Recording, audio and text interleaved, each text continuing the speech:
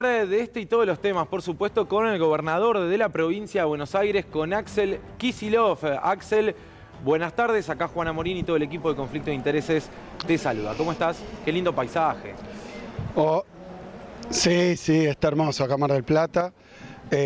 Bueno, bien. Estamos acá lanzando el operativo de Sol a Sol, que lo hemos juntado con el lanzamiento de la temporada, porque lo íbamos a hacer justo en aquel momento que ocurrió lo del temporal de Bahía. Después ya no fue un fenómeno natural, sino el DNU de Milei, así que tampoco pudimos y hoy, bueno, por fin hemos presentado el operativo de Sol a Sol, que es un operativo que tiene una movilización de efectivos del orden de 22.000 hombres y mujeres, de la policía, más de 200 camionetas, laboratorios móviles, 200 motos, también de vialidad y también de salud, con consultorios móviles, con también puesto de salud por todos los destinos turísticos, no solo acá, 25 municipios que tienen atractivos turísticos y que van a tener movimiento turístico.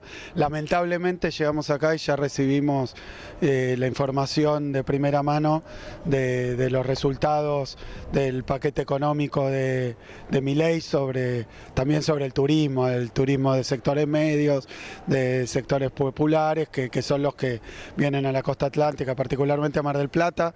Así que una temporada que, lo decíamos recién, se presenta como compleja, como difícil, y frente a eso también descuentos con cuenta DNI, nosotros trabajando con parador de recreo, con actividades culturales, la verdad que un despliegue bastante grande, claro, también para aportar desde donde podamos y como podamos a una situación económica que promete, con los tarifazos de los que ya hablabas, todavía ir agravándose sobre eso. Claro, me interesa este último punto. Ya le confirmaron entonces que la temporada viene más floja de lo que se esperaba. Mira, ha sido así, pero bueno, todavía no hay datos fehacientes, no comenzó, y es nuestra obligación y nuestro deber también ayudar y contribuir a que sea la mejor temporada posible. Sí, hay datos que no son alentadores, pero bueno, acá en Mar del Plata lo que tengo que decir es: vengan a Mar del Plata, aunque sea a disfrutar unos días. Para todos vamos a trabajar también con los prestadores para que haya para todos los presupuestos, y colaborar, como decía recién, con los descuentos de cuenta DNI, claro, que van a seguir enero y febrero. Bueno, los instrumentos que tenemos a nuestro alcance desde un gobierno de la provincia que, como se puede ver, me lo preguntaban recién acá de la prensa, obras que han parado nacionales por todos lados, recursos que además hoy están caracterizados por la incertidumbre, porque realmente no sabemos qué es lo que va a ocurrir con los ingresos de origen nacional de la provincia, ni de las restantes provincias, ni tampoco con los tributos, con la recaudación, porque todavía no hay ninguna estimación de cuál va a ser el resultado durante el año 24 de la devaluación primero, de varios de estos, bueno, la desregulación, que básicamente es aumentazo en varios rubros, entre ellos medicamentos probablemente también en prepaga, bueno, varios, la nafta que ya ha subido, que dicen que falta subir, así que todavía no podemos pronosticar cómo va a ser la temporada, sí, pero sí ponerle el cuerpo. Yo decía que cuenten con nosotros, claro, que cuenten con nosotros, y cuando me hacen preguntas concretas, yo no sé cómo va a terminar el presupuesto provincial. Puedo decir que se lo pregunté a Milei cuando tuvimos la reunión con los gobernadores. Concretamente le pedí las pautas para el año que viene, porque podrán tener un plan de ajuste. Como él dijo, esto ya no abandonó la pretensión de novedad, de originalidad, de escuela austríaca, de cosas estrafalarias y desconocidas. Está haciendo un ajuste clásico, lo dijo el otro día: ajuste fiscal, o sea, reducción de gasto público, que viene acompañado con aumento de determinados ingresos, ajuste monetario y financiero y del crédito, y devaluación. Esos son los tres componentes que tiene, más conocido, más remanido, más de la casta, bueno, incluso el equipo que lo acompaña, pero la verdad que hizo un programa de ajuste ortodoxo, clásico, que históricamente ya conocemos cuáles son los resultados, por más que esta ha sido la devaluación más grande de la que tengamos registro en la historia argentina, que tiene muchas devaluaciones. No digo corridas cambiarias, pero sí devaluaciones producidas, deseadas y planificadas. Esta es la más grande de la historia, así que los efectos, bueno, empiezan a verse. Gobernador, ¿qué distancia hay, escuchándolo, entre la premisa, el ajuste no lo pagan los argentinos de bien, lo va a pagar la casta, y este ajuste clásico y ortodoxo que usted describe en el paquete de medidas económicas sancionadas por Toto Caputo y posteriormente en lo que se viene a partir del decretazo, ¿no? Digo, mucha gente se habrá volcado por la opción de Milei, producto de un poder adquisitivo que no supo, no quiso, no pudo reconstruir el gobierno de Alberto Fernández y que de golpe se encuentra con una situación mucho más compleja, todavía en pocos días, ¿no?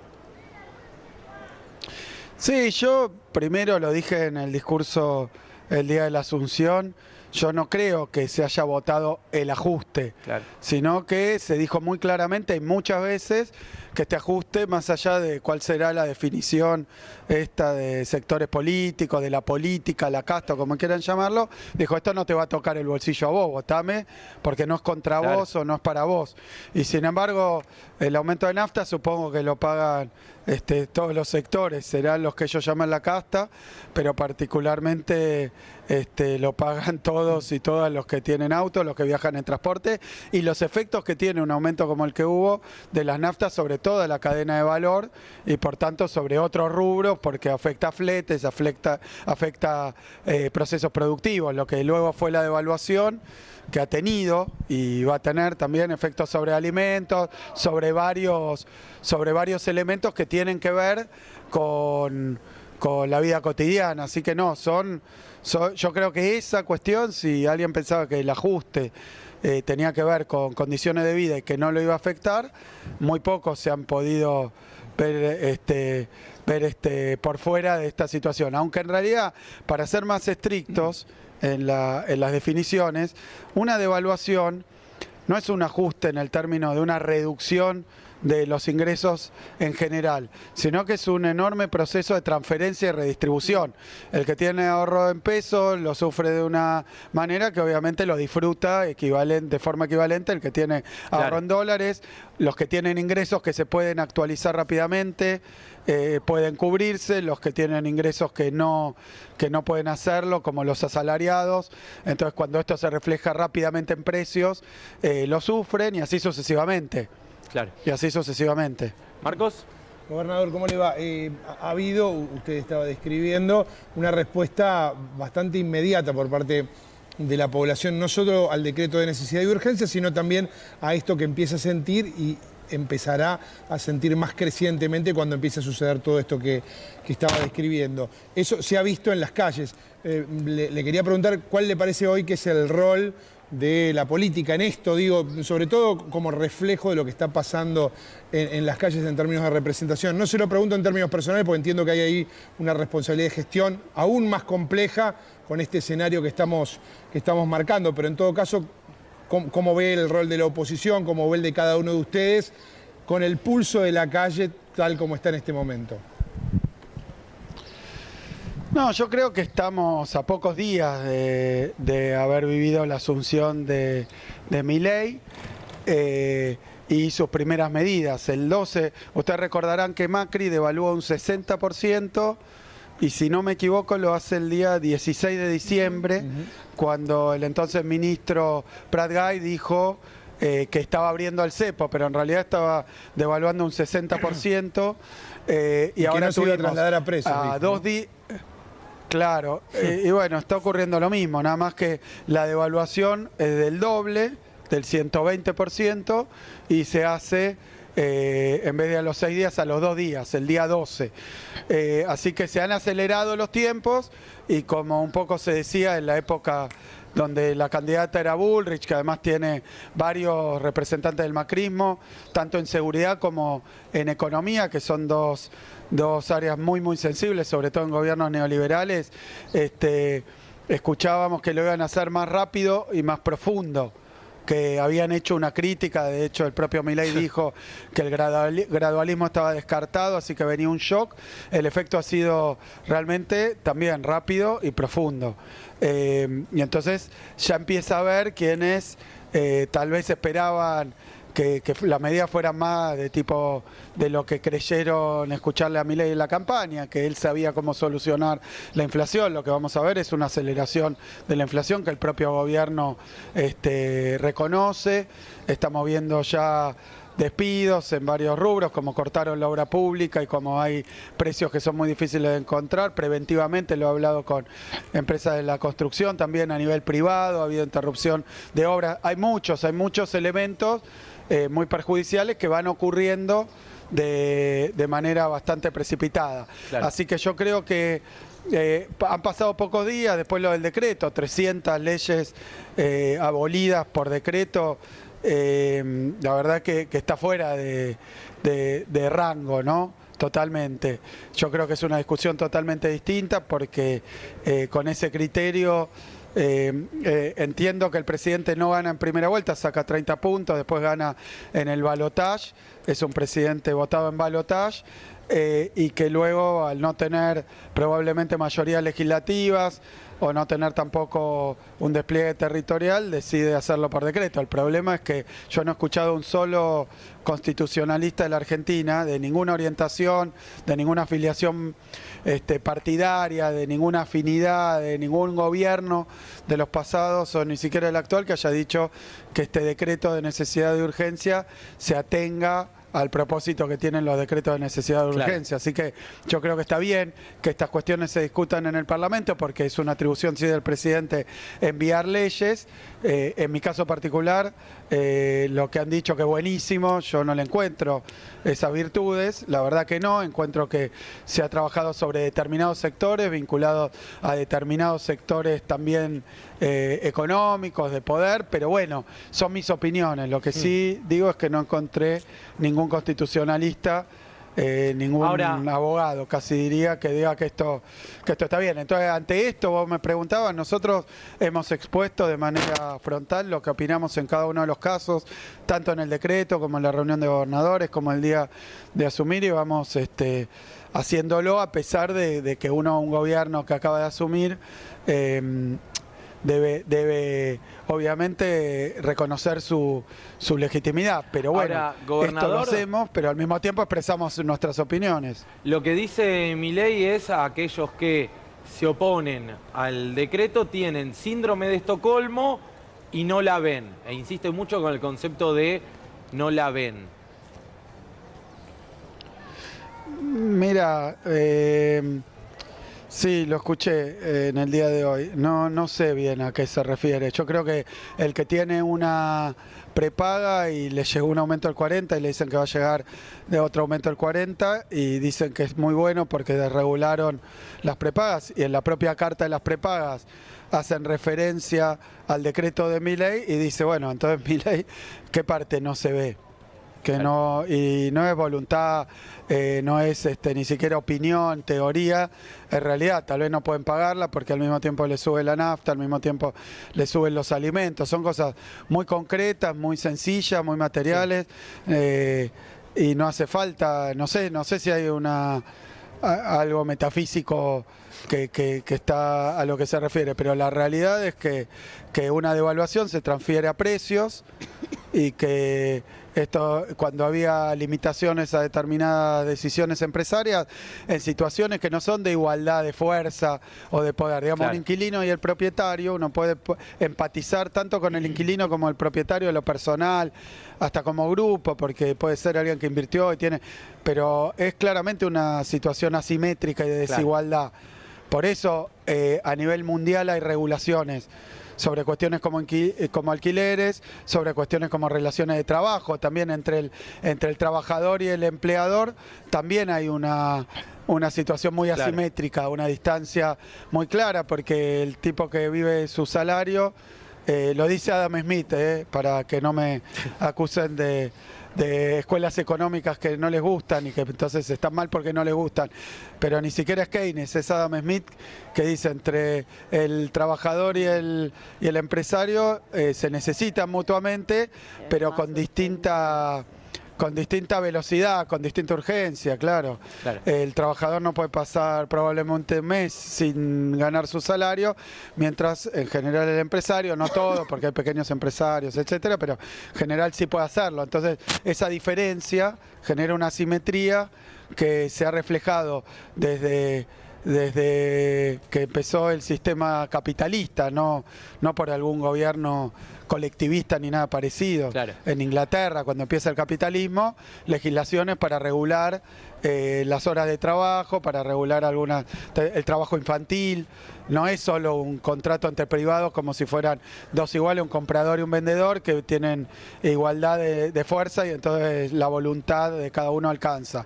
Entonces eso es claro que parecía que no había que discutirlo de nuevo, más allá de lo que uno pueda decir de las condiciones actuales, de la etapa del capitalismo, de formas laborales, todo eso ok, pero no son relaciones entre iguales que el mercado resuelve de manera transparente y pura, es que son relaciones de poder que terminan perjudicando al más débil.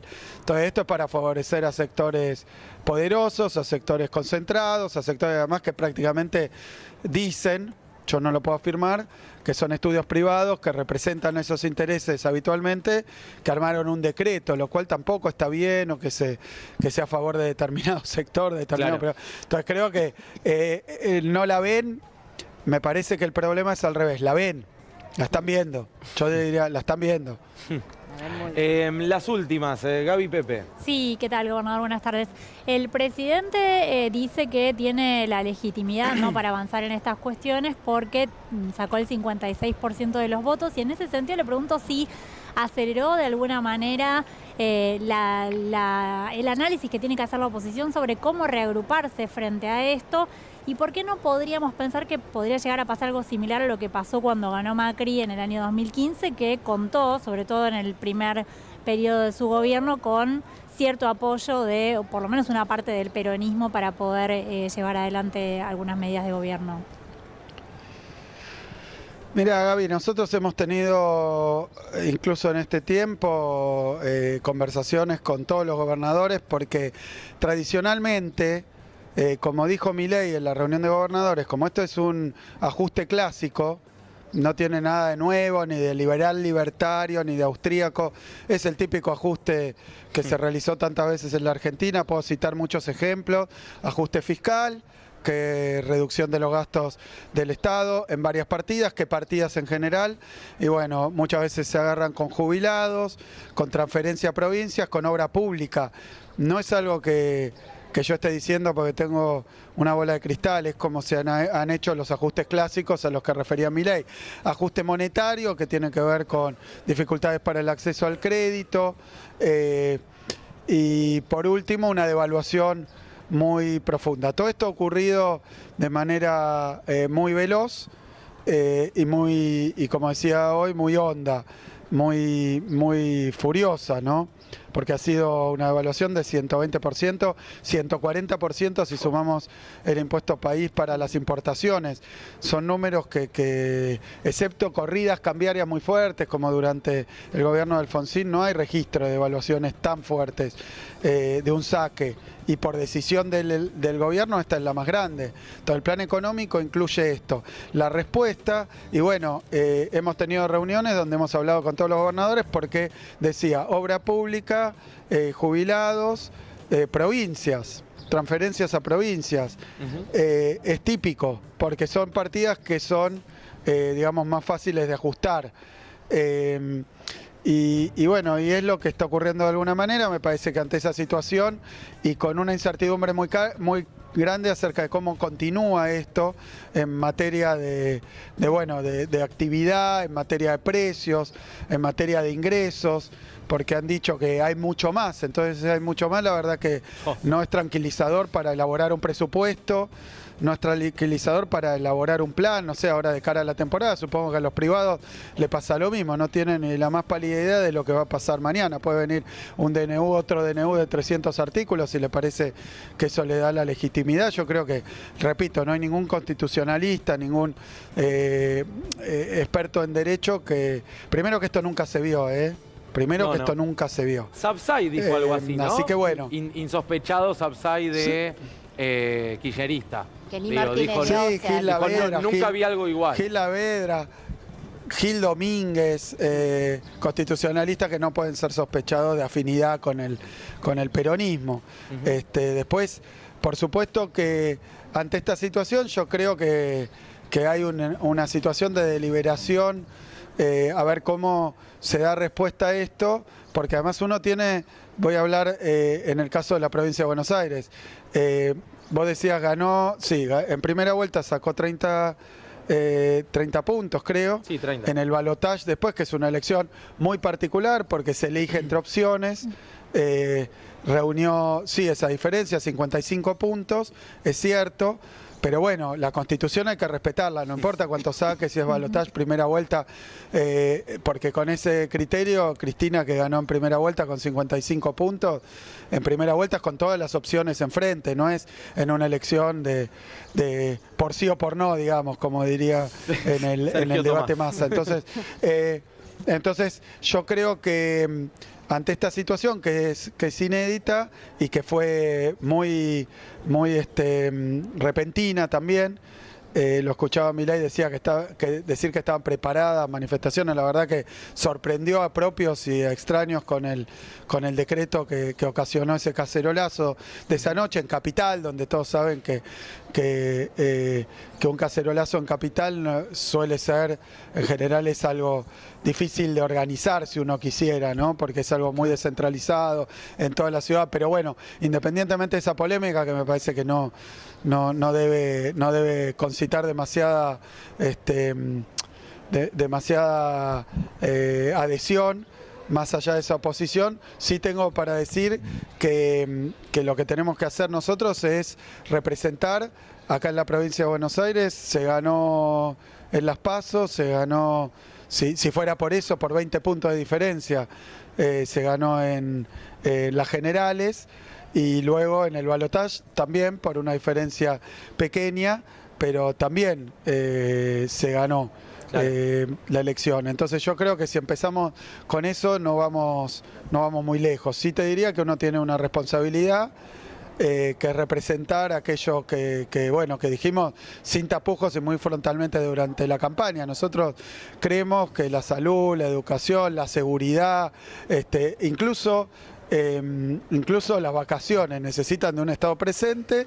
Obviamente esto hoy nos pone en una circunstancia donde no define el gobierno nacional cuáles de los fondos que habitualmente, no excepcionalmente, habitualmente, fondo educativo, ahora con el presupuesto prorrogado, cuánto vamos a recibir los gobiernos provinciales, que el de la provincia de Buenos Aires es uno de los que más recursos propios tiene. Claro. Pero muchas provincias tienen un peso muy importante de recursos de origen nacional, ya sea coparticipación directa, donde nosotros además estamos perjudicados. Lo digo para terminar, la provincia de Buenos Aires tiene el estado más chico de la Argentina, en términos de trabajadores por habitante, y en términos de gasto por habitante, el más chico de la Argentina.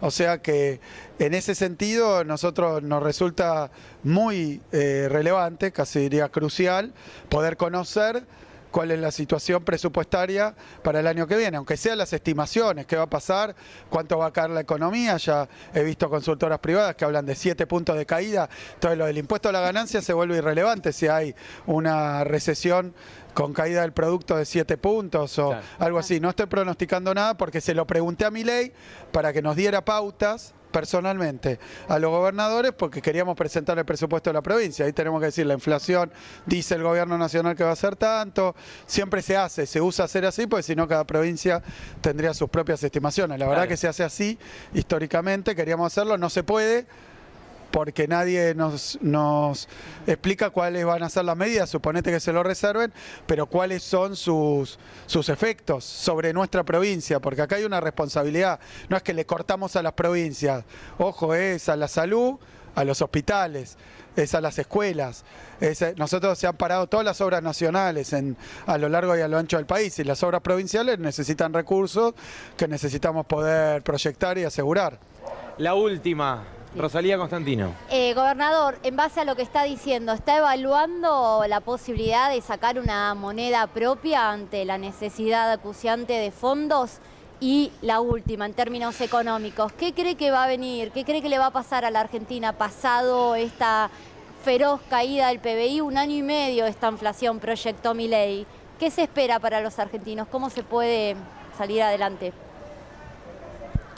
Y la experiencia histórica muestra que estos programas de ajuste, de apertura indiscriminada, estos programas de liberalización, de desregulación, bueno, ya hemos tenido varios y en general uno de los efectos que tiene es que se resiente mucho la producción y la industria nacional. Acá provincia de Buenos Aires tiene 52% de la producción nacional.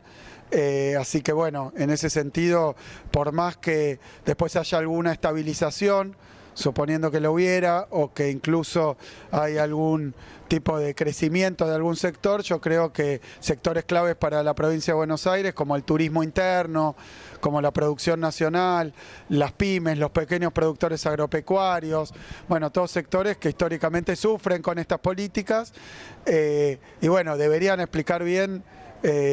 Creo que los que son responsables de hacerlo, que es lo que esperan, más allá de cuestiones generales o no la ven. Bueno, ¿qué están viendo? Si es que están viendo algo positivo para la provincia, yo creo que al revés, lo que pasa es que se está viendo muy bien. Y el propio Milei dejó aparte la originalidad, la novedad, y dijo, estamos aplicando un plan de ajuste clásico. Incluso dijo que odiaba muchas de las medidas que estaba aplicando.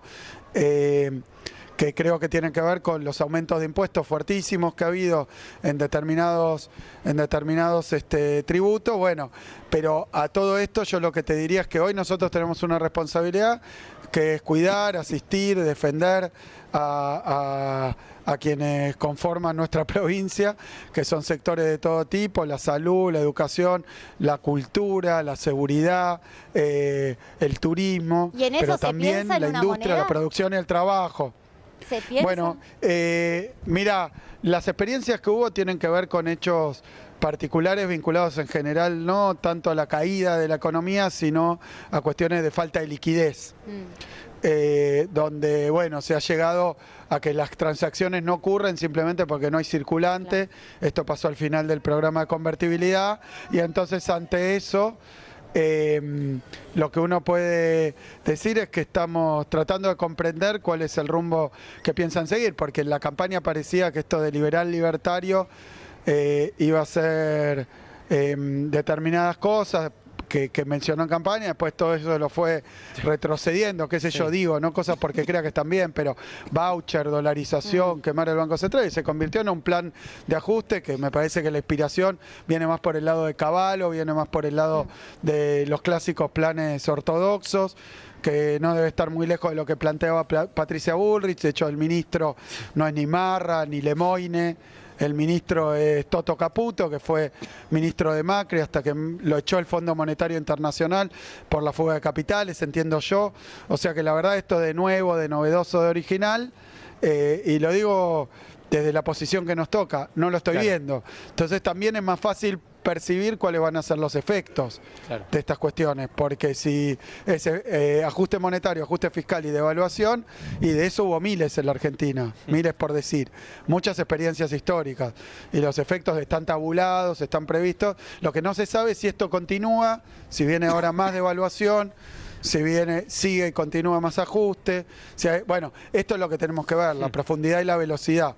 Ante eso me parece que hay sectores que claramente se benefician, y esto hay que decirlo una y mil veces, lo mismo con el DNU, sectores que se benefician, parece hecho a medida de determinados sectores y parece hecho en el sector privado. Claro. Esto es lo que parece. Ahora, no hay nadie que pueda decir, eso corresponde un DNU que anule 300 leyes, ¿no? Gobernador, gracias por este rato que nos brindó. Un abrazo grande. Bueno, gracias a ustedes. Un abrazo grande y vengan a Mar del Plata, vengan a la provincia. Tratemos de tener la mejor temporada posible. Muchas gracias. Muchas gracias. Estuve hace poco en Mar del Plata, muy lindo como Hermoso. siempre. Sí. Hoy nos decía.